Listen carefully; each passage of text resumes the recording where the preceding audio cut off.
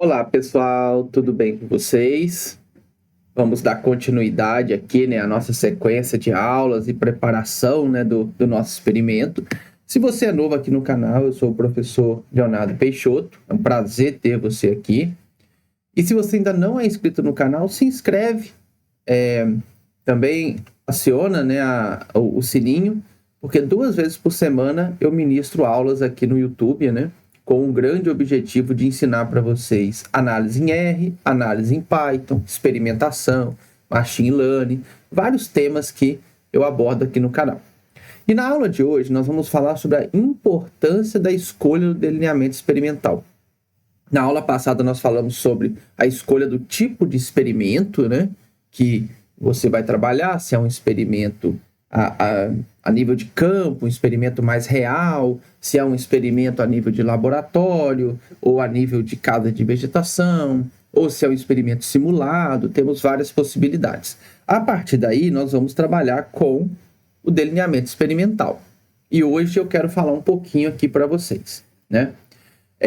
Quando nós trabalhamos com delineamento experimental, nós temos 3 princípios básicos da experimentação. O primeiro deles é a casualização. A casualização nada mais é do que você colocar de forma aleatória os seus tratamentos. Então, eu sempre recomendo aos meus alunos que vocês façam isso usando alguma ferramenta, o R ou Python, para você evitar qualquer viés. Porque a nossa mente, ela, sem querer, muitas das vezes, a gente torce por um tratamento, tá? Para um tratamento ser melhor. E isso é perigoso, tá? Então, tenta fazer a casualização sempre utilizando um software. E nas aulas para frente eu vou ensinar como fazer isso, tanto no R quanto no Python, tá bom? Segundo princípio básico é a repetição. Ou seja, eu tenho o meu tratamento, mas eu preciso repetir ele mais de uma vez dentro da minha área experimental. Isso é muito importante, porque é a única forma da gente estimar o erro experimental. Léo, o meu experimento só tem uma repetição. Então, infelizmente, a gente não consegue estimar o erro experimental. E aí, você fica limitado a poucos tipos de análise estatística com os seus dados. Ah, Léo, mas não tem jeito, meu experimento é só uma repetição mesmo. Tudo bem, mas a gente vai ficar limitado, não tem milagre. Não adianta querer montar o experimento só com uma repetição e querer rodar a análise de variância. Não existe, ok? Bom, e o terceiro ponto é o controle local. O controle local é quando a gente pega a nossa área experimental e divide ela em sub-áreas. A gente vai chamar lá na frente de blocos, ok? O controle local ele não é obrigatório, apenas em alguns tipos de experimento, né? Os experimentos mais reais, quando você vai para o on-farm, quando você vai para o experimento de campo, multicêntrico, aí sim, aí você tem que dividir no controle local. Mas experimentos de casa de vegetação, de laboratório, geralmente a gente não precisa. O grande objetivo do controle local é reduzir a variabilidade que não consegue ser controlada com a casualização e com a repetição. Bom, visto isso, nós temos os nossos delineamentos. O primeiro delineamento é o inteiramente causalizado. O delineamento inteiramente causalizado, ele só tem casualização e repetição, não tem controle local.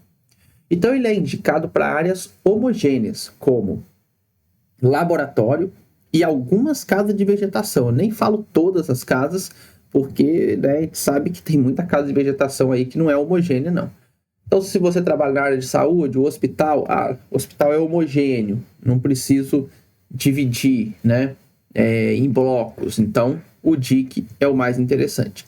Qual que é a grande vantagem do DIC? Ele é muito fácil de ser montado, porque é só repetição, casualização, aleatorizei todo mundo ali, acabou, montei, tudo certo, tá?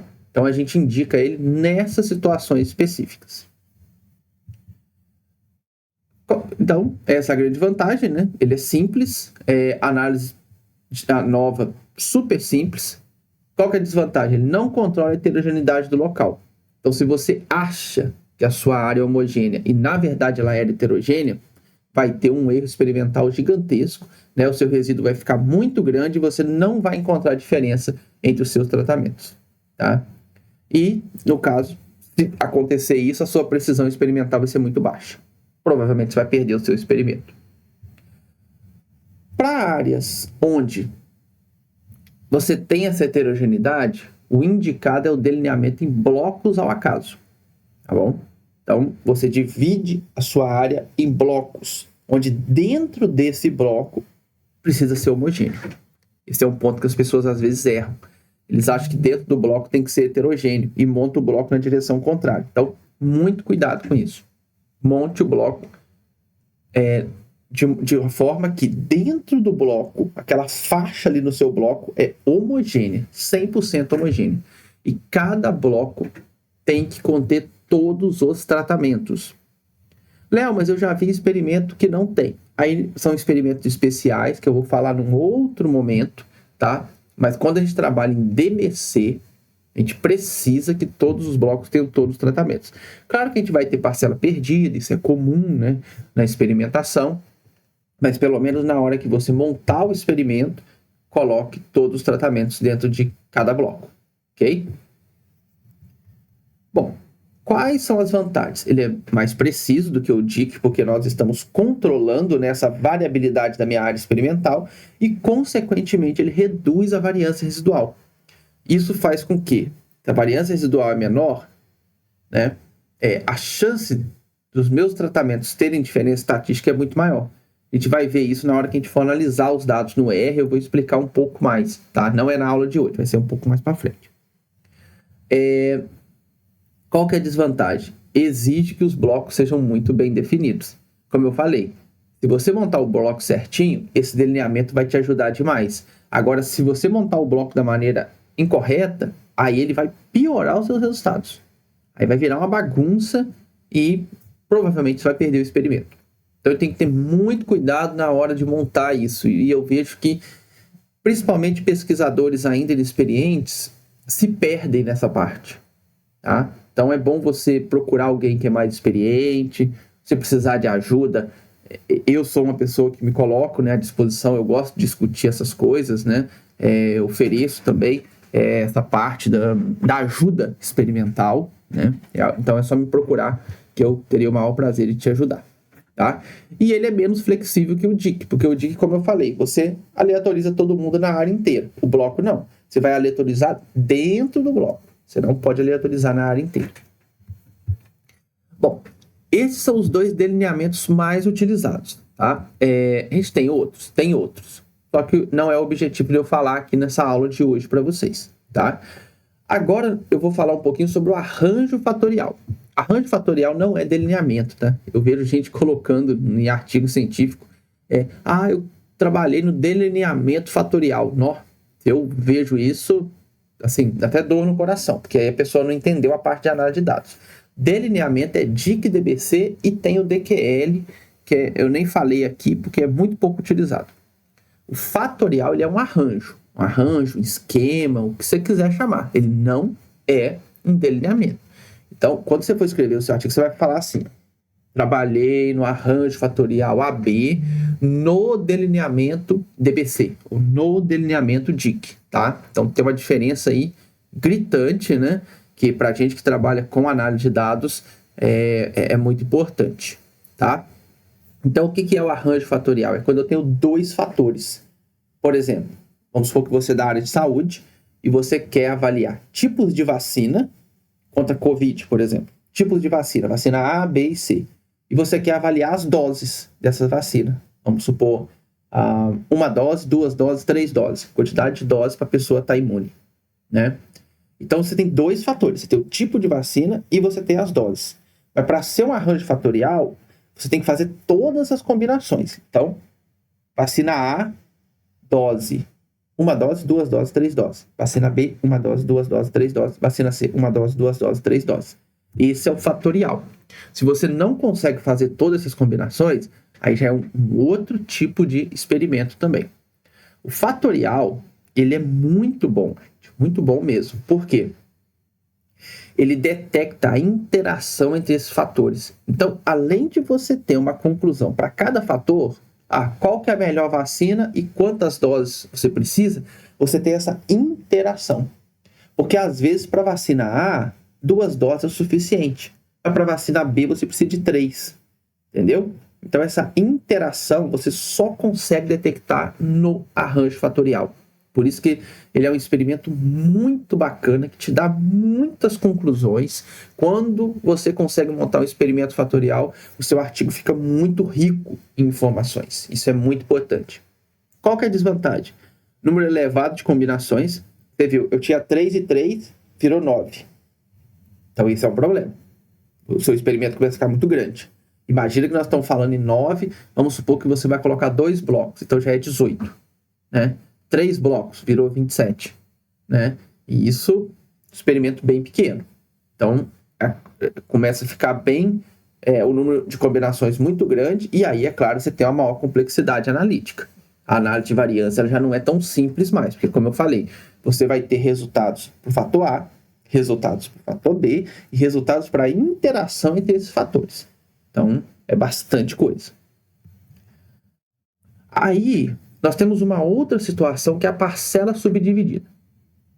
Quando a gente trabalha no fatorial, aquele processo de aleatorização está valendo, ok? Então, montei em bloco. Você vai ter todas as combinações dentro do bloco ali aleatorizados. Porém, existem alguns tipos de experimento que um dos fatores você não consegue aleatorizar. Vou te dar um exemplo agora de um experimento de campo. Por exemplo, em milho a gente trabalha muito testando diferentes doses de nitrogênio. Só que esse nitrogênio ele é aplicado utilizando máquinas agrícolas. Você não vai lá à mão aplicar, a não ser que o seu experimento for muito pequeno. Mas se for um experimento real de campo, você vai usar a máquina. Aí o que acontece? Você não consegue ficar quebrando esse experimento de forma aleatorizada, colocando, por exemplo, uma dose de 0 nitrogênio e uma dose de 210 de nitrogênio, uma pertinho da outra. Porque se você fizer isso, quando vier o vento, ele vai levar nitrogênio para a dose 0. Então isso é um grande problema. O vento, na parte agrícola, né, ele é um grande complicador nos nossos experimentos.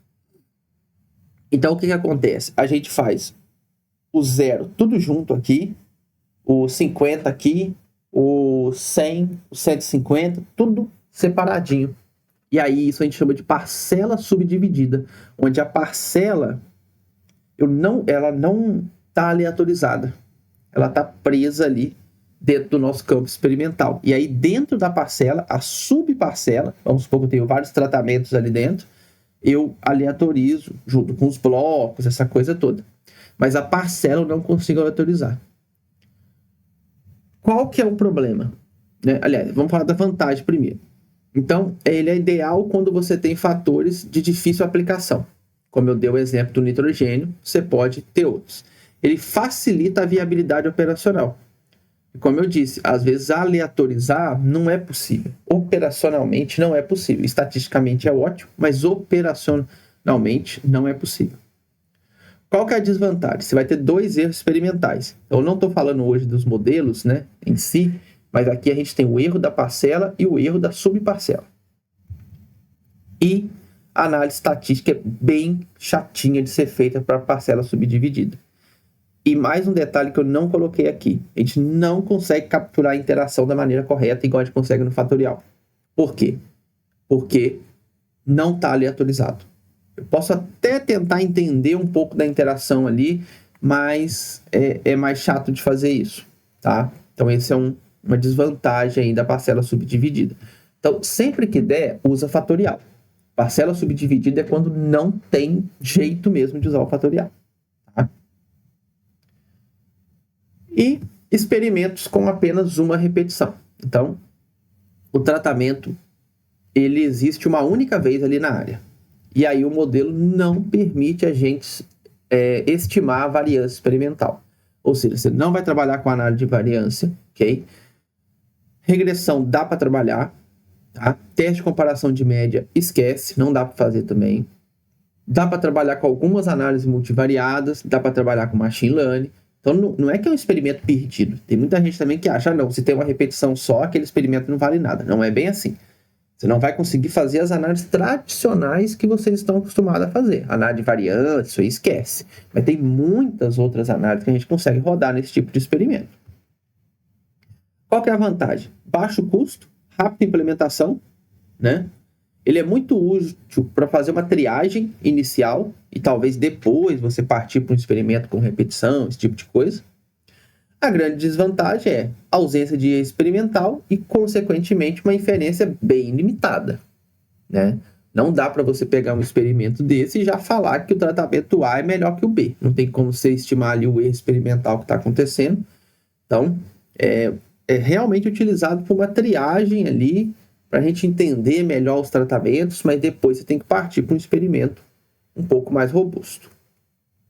Então, pessoal, é isso que eu queria trazer para vocês na aula de hoje. A gente vai falar mais desses delineamentos, tá? Nas próximas aulas. Nós vamos trazer as análises em R, análise em Python, como analisar, como olhar o erro experimental, como olhar o F, o p-valor, tudo isso, tá? Hoje é só para vocês entenderem o que é os delineamentos, DIC e DBC, e o que são os arranjos, fatorial e parcela subdividida, e experimentos sem repetição.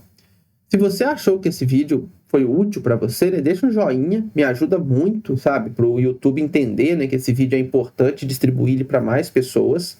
Compartilha com seus colegas que trabalham, né, com essa parte de delineamento. Talvez esse vídeo pode ajudar eles um pouco a entender mais sobre os delineamentos e sobre os arranjos experimentais. E se você não é inscrito no canal, se inscreve também e deixa aqui nos comentários qual a sua área de atuação e qual tipo de delineamento você utiliza. Tem algum que eu não abordei? Eu posso fazer um vídeo falando dos delineamentos e dos experimentos especiais. Né? Tem muita coisa além do que eu falei aqui. Aqui eu trouxe o mais comum, que já aborda 85%, 90% dos experimentos. Mas nós temos, por exemplo, blocos incompletos, nós temos látice, nós temos quadrado latino, nós temos fatorial incompleto, tem 1 milhão de possibilidades aí que eu não abordei na aula de hoje. Se vocês quiserem, eu posso fazer aula específica para isso, tá bom? Então, muito obrigado pela participação de vocês e nos vemos na nossa próxima aula. Até mais!